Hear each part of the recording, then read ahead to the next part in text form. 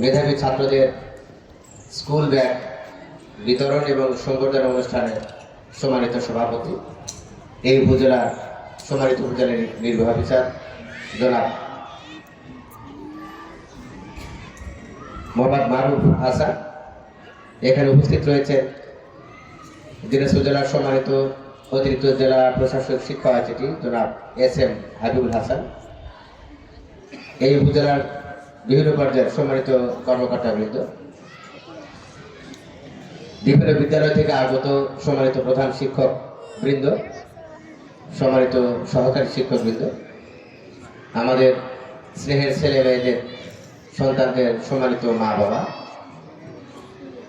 Print এবং electronic মিডিয়ার সাংবাদিক সহকর্মীগণ, যাদের জন্য আজকে এই ছোট্ট আয়োজন, আমাদের স্নেহের সন্তান, আমাদের এই বোচাগঞ্জ উপজেলার 132টি বিদ্যালয়ের স্নেহের ছাত্রছাত্রীবৃন্দ, সম্মানিত ভদ্র মহিলাগণ, সম্মানিত ভদ্রজন, সম্মানিত উপস্থিতি, আসসালামু আলাইকুম, শুভ সকাল। আমি প্রথমে উপজেলা প্রশাসন বোচাগঞ্জকে আন্তরিক ধন্যবাদ এবং কৃতজ্ঞতা জ্ঞাপন করছি এরকম শীতের সকালে চমৎকার একটি আয়োজন করার জন্য। এই কর্মসূচির সঙ্গে যারা জড়িত আছেন উপজেলা শিক্ষা অফিসারবৃন্দ, মাধ্যমিক শিক্ষা অফিসার, সহকারী কমিশনার ভূমি, উপজেলা নির্বাহী অফিসার, উপজেলা প্রকৌশলী অফিসার ইনচার্জ, এখানে যারা আছেন বিভিন্ন বিদ্যালয়ের, এই বাবা তোমরা কথা বলছো, তোমরা কথা বলছো, সম্মানিত উপস্থিতি, এই সকালবেলা সুন্দর এই আয়োজনটি দেখে আমার খুবই ভালো লেগেছে, আমি খুবই আনন্দিত। অনেক কথা বলার ছিল, বলার আছে, বেশি কথা বলা যাবে না। আজকে জুমার দিন, শুক্রবার, সবাই বাড়িতে যাবেন, নামাজ পড়বেন, প্রস্তুতি আছে। আমি বসে বসে ভাবছিলাম যে আজ থেকে 39 বছর আগে আমি আমার জেলার উপজেলায় এরকম একটা অনুষ্ঠানে গিয়েছিলাম। আমি উপজেলা নির্বাহী অফিসার, তখন বলা হতো থানা নির্বাহী অফিসার, সংক্ষেপে বলা হতো TNO। তখনকার অফিসাররা অনেক বয়স্ক ছিল, তার মানে উপজেলা নির্বাহী অফিসার আমার চেয়ে হয়তো বেশি বয়স ছিল। এরকম আমার মনে পড়ে যে একজন দাড়িওয়ালা মানুষ, আমি সেই স্যারের হাত থেকে TNO থানা নির্বাহী অফিসারের হাত থেকে একটি পুরস্কার নিয়েছিলাম। তখন আমি কেবল 5ম শ্রেণী পাশ করেছি। 5ম শ্রেণীতে যারা উপজেলায় 10 জন সবচেয়ে ভালো রেজাল্ট করেছিল তাদেরকে উপজেলা নির্বাহী অফিসার মানে থানা নির্বাহী অফিসার স্যার পুরস্কার দিয়েছিল। তো আমি সেই পুরস্কার নিয়েছিলাম। এখানে বসে বসে সেই স্মৃতি এখানে আমি ভাবছিলাম। আমি শুনতে পেলাম যে 132টি বিদ্যালয় থেকে প্রায় 1300 বিদ্যালয় ছাত্রী এখানে এসেছেন, যারা শ্রেণীতে বিভিন্ন শ্রেণীতে 1ম স্থান, 2য় স্থান এবং 3য় স্থান অর্জন করেছে। 1ম এবং 2য়, এটা খুবই বিরাট একটি বিষয় যে উপজেলার সকল ছাত্রের জন্য উপজেলা নির্বাহী অফিসার যে আয়োজন করেছেন, আমি এতে অত্যন্ত আনন্দিত হয়েছি। পুরস্কার বড় কথা নয়, এই যে 1300 বিদ্যালয় সন্তান এখানে এসেছে, এর মধ্যে থেকে যদি 13 জন সন্তান যদি 20 বছর পরে, 25 বছর পরে কোনো জায়গায় দাঁড়িয়ে যদি এই কথা বলতে পারে, তাহলে আজকের এই অনুষ্ঠান সার্থক হয়। এখানে যারা বসে আছে, এখান থেকে হয়তো 20 বছর পরে এরা সমাজের হাল ধরবে। এর মধ্যে থেকে কেউ ডাক্তার হবে, কেউ ইঞ্জিনিয়ার হবে, কেউ কৃষিবিদ হবে, কেউ সেনাবাহিনীর অফিসার হবে, নৌবাহিনী, বিমান বাহিনী, কেউ পুলিশ অফিসার হবে, কেউ ম্যাজিস্ট্রেট হবে, কেউ বিচারপতি হবে, কেউ MP হবে, কেউ মন্ত্রী হবে, কেউ সচিব হবে। আবার এখান থেকে অনেকে কেউ কসাই হবে, কেউ সবজি বিক্রি করবে, কেউ ভ্যান চালাবে, কেউ রিক্সা চালাবে, কেউ গাড়ি চালাবে, কেউ হেলিকপ্টার চালাবে, কেউ বিমান চালাবে। এর মধ্যে থেকে অনেকে বিমানে চড়ে ঢাকায় যাবে, আবার অনেকে যদি চেষ্টা না করে তাহলে সে ভ্যানে চড়ারও সামর্থ্য তার হবে না। এখানে আমি একটু দেখতে চাই, এখানে শিক্ষক 132টা বিদ্যালয়ের স্যাররা কতজন আছেন, দয়া করে যদি একটু হাত তোলেন। একটু হাত তুললে বোঝা যাবে স্যাররা, শুধু স্যারেরা। আচ্ছা ঠিক আছে, দেখা যাচ্ছে। হ্যাঁ, অনেক স্যার আছে, আপনাদেরকে ধন্যবাদ। আমার মনে হয় এখানে কিছু মা বাবাও আছে। একটু কতজন মা বাবা আছেন আমি একটু হাত দেখতে চাই। ঠিক আছে, অনেক মা বাবা। আপনি বিশ্বাস করেন, আমরা 6 ভাই 3 বোন। আমরা 6 ভাই 3 বোন। এর মধ্যে আমার লেখাপড়াই কম। আমার মা কোনোদিনও আমাদেরকে এইভাবে কোনো অনুষ্ঠানে নিয়ে যায়নি, আমার বাবাও নিয়ে যায়নি। আমার বাবা অল্প লেখাপড়া জানতেন, কিন্তু মেধাবী ছিলেন। আমার বাবা এই 5ম শ্রেণী পাস, কিন্তু আমার মনে হয় যে এখন এমএ পাশের চেয়ে তিনি বেশি জানেন। আমার মা কোনোদিনও স্কুলে যায়নি। আমরা ভাই বোনেরা আমার মাকে টুকটাক পড়া শিখেছি, তার আগ্রহ ছিল, এই জন্য পরে আমার মাকে টুকটাক পড়া শিখেছি। এই যে আপনারা কিন্তু, তার মানে আমার মা আমার বাবা অত লেখাপড়া না থাকলেও তাদের কিন্তু অনেক মেধা ছিল, জ্ঞান ছিল, সচেতনতা ছিল। কিন্তু এখন আমাদের মা বাবাদের অনেক লেখাপড়া, কিন্তু আমি তো সচেতন নই, আমার বাবার মতো সচেতন হইনি, আমার স্ত্রী আমার মায়ের মতো সচেতন নয়। আমি কি বোঝাতে পারলাম? তাহলে আপনাদেরকে অনুরোধ করব যে এই শুধু লেখাপড়া করলে হবে না, সেই লেখাপড়া প্রয়োগ করতে হবে।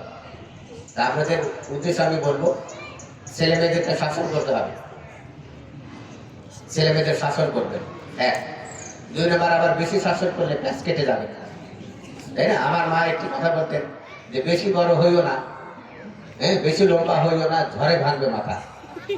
আবার বেশি ছোট হইও না, ছাগলে খাবে পাতা। তার মানে কি? তার মানে হলো মধ্যম পন্থা অবলম্বন করতে হবে। আপনি সন্তানকে যদি খুব বেশি চট থাপ্পড় মারেন, তাহলে সন্তান বেহারা হয়ে যাবে, সব কাজে ভয় পাবে। আদর সোহাগ করতে হবে। আমরা জানি যে শাসন করা তারই সাজে, সোহাগ করে যে। তাহলে সন্তানদের শাসন করতে হবে, আবার সোহাগ করতে হবে। আমরা গত 10 দিন এই জেলাতে শিক্ষক নিয়োগ পরীক্ষার মৌখিক পরীক্ষা নিলাম, ভাইভা নিলাম। সেখানে ভয়াবহ চিত্র। বিশ্ববিদ্যালয়ের এমএ পাস সকল ছাত্রছাত্রী, তাদের কোনো লেখাপড়াই নেই, কিছুই জানে না,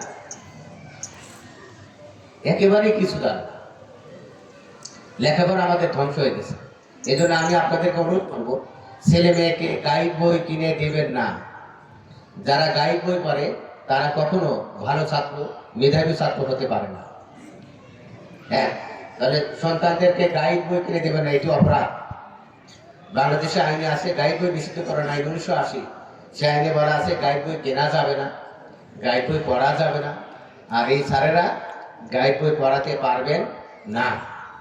তাহলে গাইড বই পড়া অপরাধ, আর অপরাধ পরের কথা, আপনার সন্তান ধ্বংস হয়ে যাবে, দুর্বল হয়ে যাবে। 3 নম্বর, ছেলে মেয়েদের প্রাইভেট কোচিং করাবেন না। আল্লাহর কসম, একদিনও প্রাইভেট করিনি। আমরা বৃত্তির টাকা নিয়ে এসে বাবার হাতে তুলে দিয়েছি, স্টাইপেন্ডের টাকা বাবার হাতে দিয়েছি।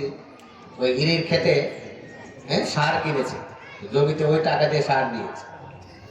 ওই যে গল্প করলাম, যে ক্লাস 5-এ ভালো রেজাল্ট করেছিলাম, ওই টিএলও স্যার পুরস্কার দিয়েছিল 200 টাকা। ওই 200 টাকাও বাবার হাতে দিয়েছি, জমির সার কিনেছে। কথা কি বুঝতে পেরেছেন কিনা? আমরা স্টাইপেন্ডের টাকা বাবা আমার হাতে তুলে দিয়েছি। আর আপনি আল্লাদি ছেলে মেয়ে, স্কুলে যাইতে 20 টাকা 50 টাকা, পাউরুটি খাও, কেক খাও, কলা খাও, আরসি খাও, সেভেনা, ফান্টা, এগুলো খাও, কিছু খাওয়া লাগবে না। আমাদের স্যাররা বলতেন যে এখন হাড্ডি থাকলেই হবে, 20 বছর পরে এমনি শরীরে মাংস লাগবে। তাহলে এই যে বেশি আহ্লাদি হয়ে আমাদের ছেলেমেয়েরা সব ধ্বংস হয়ে গেছে। আমরা এই বয়সে হাটে বাজারে গিয়ে মূলা বেগুন বিক্রি করে বাজার করে নিয়ে এসেছি। এখন এমএ পাস ছাত্র, ও জানে না যে ওই 2 কেজি মূলার দাম 4 টাকা হলে 100 গ্রামের দাম কত, ওই হিসাব করে বের করতে পারে না। বুঝতে পেরেছেন কিনা? কিন্তু আমরা তখন মাথায় ডালিতে লেবু নিয়ে যেতাম, বেগুন নিয়ে যেতাম, মূলা নিয়ে যেতাম, সেগুলো বিক্রি করে মাছ কিনে নিয়ে আসতাম, দুধ কিনে নিয়ে আসতাম, কেরোসিনের তেল কিনতাম, সরষের তেল, তারপরে কি বলে নারিকেল তেল, মা বোনেরা মাথায় দিত। বুঝতে পেরেছেন কিনা? মানে আমরা বাস্তববাদী ছিলাম। আমি একটু অনুরোধ করবো, ছেলে মেয়েদের সাথে নিয়ে কাজ করাবেন। স্কুল থেকে আসার পরে তারা আপনার সঙ্গে কাজ করবে মাঠে বাড়িতে। আরেকটি কাজ করতে হবে যে বিকালে 2 ঘন্টা খেলার সুযোগ দেবেন। যে সকল ছেলে মেয়ে খেলাধুলা করে তাদের ব্রেন, তাদের মেধা তীক্ষ্ণ হয়। অর্থাৎ যে ছেলে মানে কথায় কথায় মা বাবা এই গালে বসে দেয়, ঠ্যাং গায়, ওই সকল ছেলে মেয়ে কোনোদিনও ভালো রেজাল্ট করে না। কিন্তু যে সকল ছেলে মেয়ে মা বাবার সঙ্গে কাজকর্ম করে, প্রত্যেক দিন স্কুলে যায় এবং বিকেলে 1.5-2 ঘন্টা দৌড়াদৌড়ি খেলা, ফুটবল খেলা, ক্রিকেট খেলা, ব্যাডমিন্টন খেলা, হাডুডু খেলা, তার লুডো খেলা, কোনো না কোনো দৌড়াদৌড়ি, হাঁটাহাঁটি, গোল্লা ছুট খেলা, এসব খেলাধুলার মধ্যে যেন সময় 2 ঘন্টা কাটায়, তাহলে আপনার ছেলে আপনার কাঙ্ক্ষিত লক্ষ্যে পৌঁছে যাবে। নইলে ডাক্তার হয়ে ওই খালি এমনি টেস্ট করাবে, ইঞ্জিনিয়ার হয়ে আমার মতো ঘুষ খাবে, ওই ইউনো হয়ে ওসি হয়ে ওর মাথা বিগড়ে যাবে। বুঝতে পেরেছেন কিনা? এই জন্য পরিশ্রমের মধ্যে থাকতে হবে। বুঝতে হবে 1 টাকা মানে কি, 1 টাকা মানে কি এটা বুঝতে হবে।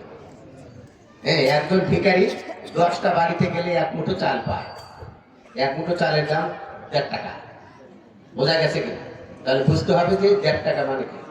আর আপনার ছেলে যদি ঘন্টায় ঘন্টায় 7 আপ, পেপসি, ওই কি বলে ফুচকা আর কি চটপটি, ফুচকা চটপটি, তেঁতুলের আচার, এগুলো, তারপরে কি চিপস, বার্গার, এগুলো খাওয়াচ্ছে, পেট বিগড়ে যাচ্ছে, মাথা বিগড়ে যাচ্ছে। আর আপনাকে এইভাবে আপনার আনফেয়ারনেস, এরা বাংলা বললাম না, আমি কি বোঝাতে পারলাম কিনা? ঠিক আছে? তাহলে ছেলে মেয়েদের কাজকর্ম শেখাতে হবে, ব্যাস। আর কি করতে হবে?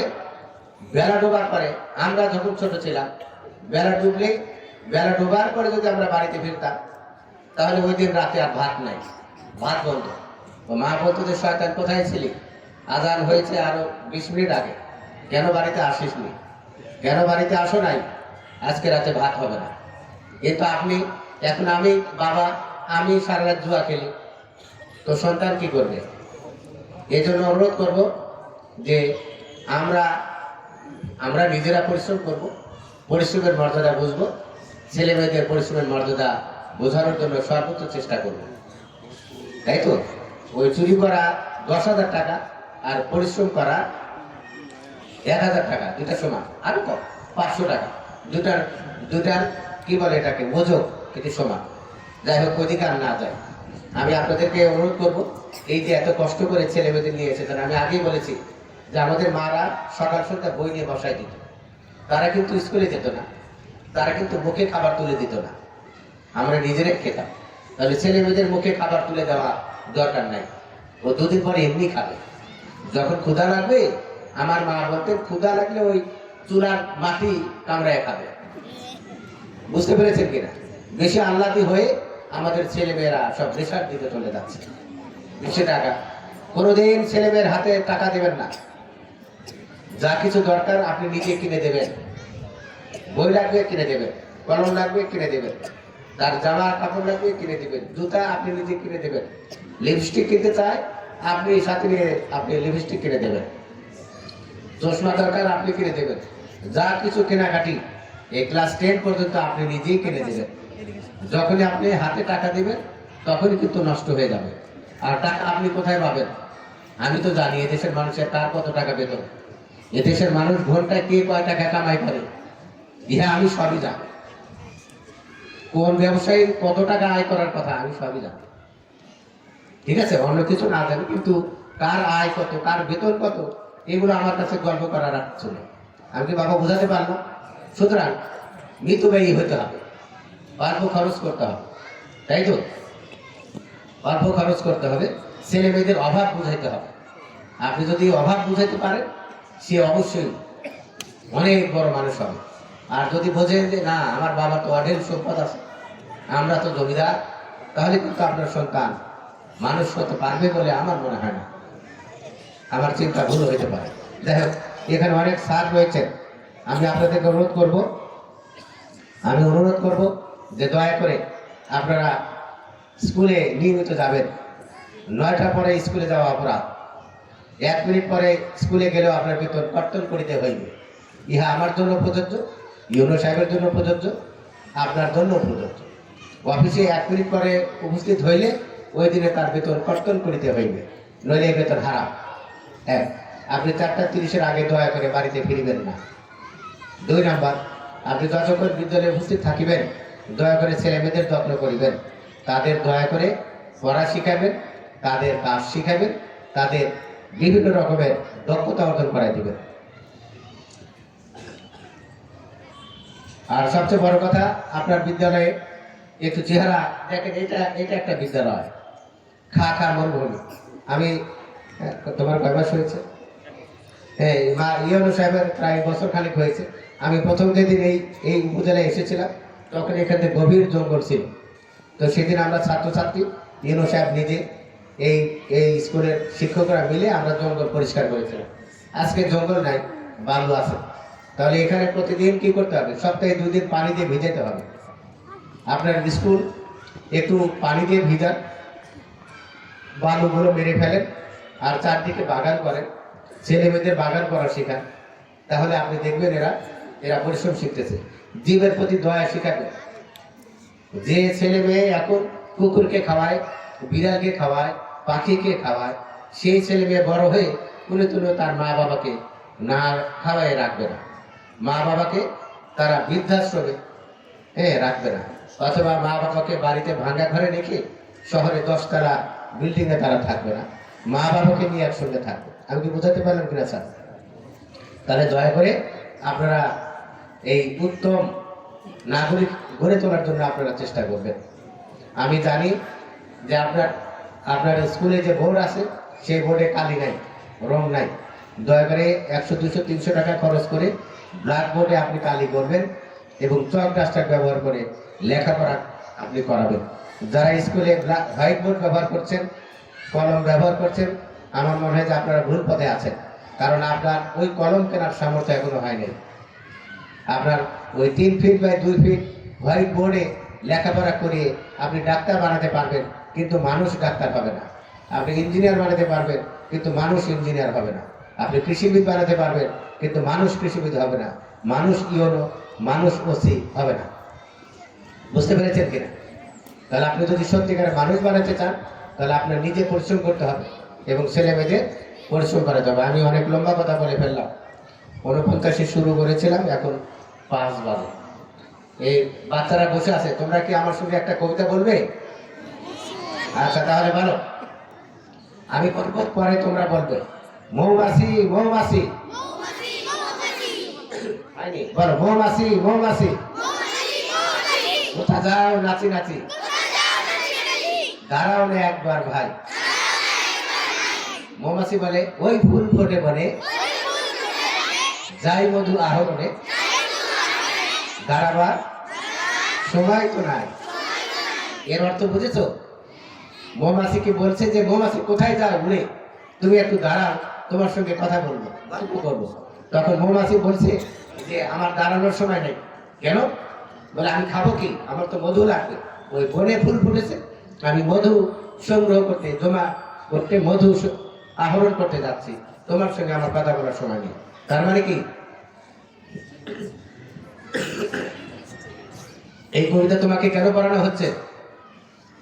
তোমার এই ভবিষ্যতের মধু কোথায় জমা আছে? ওই স্কুলে। স্কুলটা হলো তোমার ফুলের বাগান। তুমি স্কুলে যদি প্রত্যেকদিন যাও, তুমি তাহলে যখন বড় হবা তখন তুমি অনেক ভালো থাকবা। এরপরে কি বলেছে? পিপিলিকা পিপিলিকা, বলো।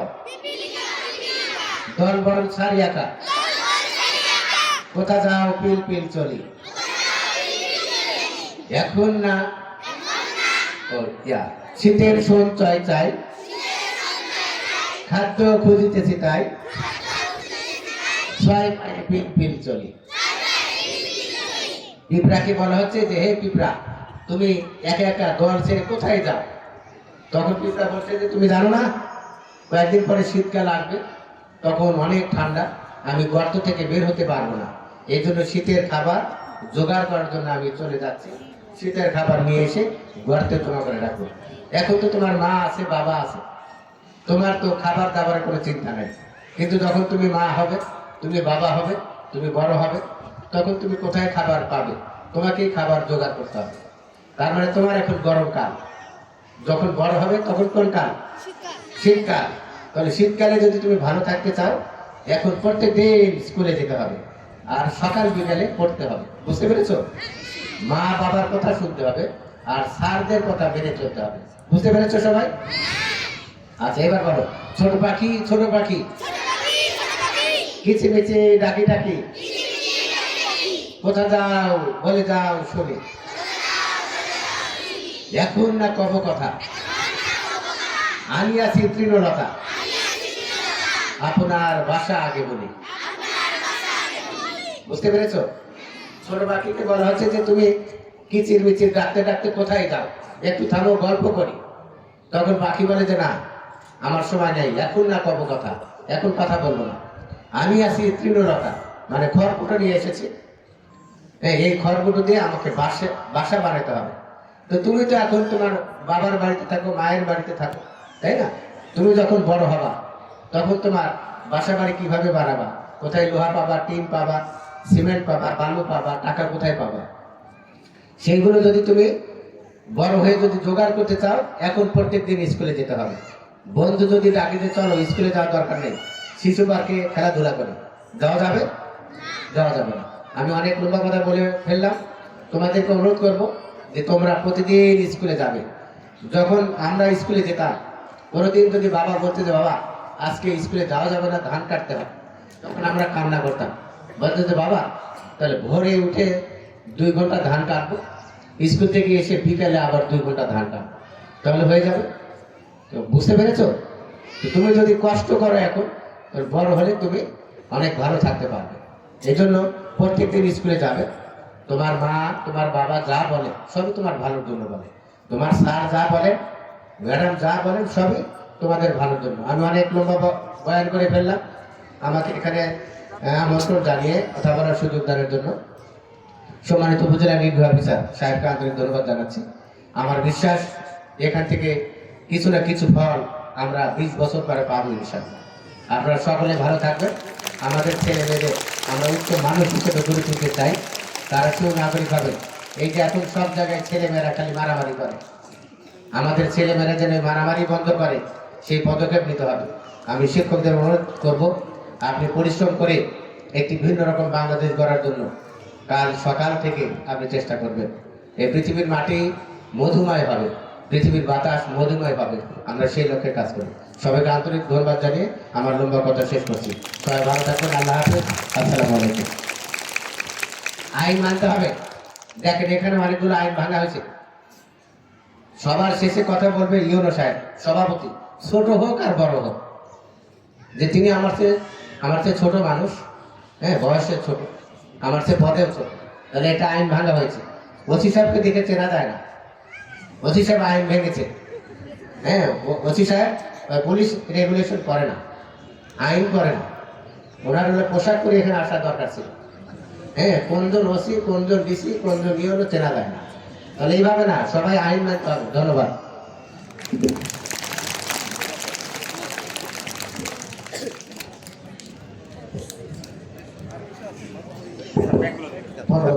স্যার অনুমতি দিলে আপনার পুরস্কার বিতরণ স্যার। এবার আমরা পুরস্কার বিতরণ অনুষ্ঠানে যাব। প্রথমে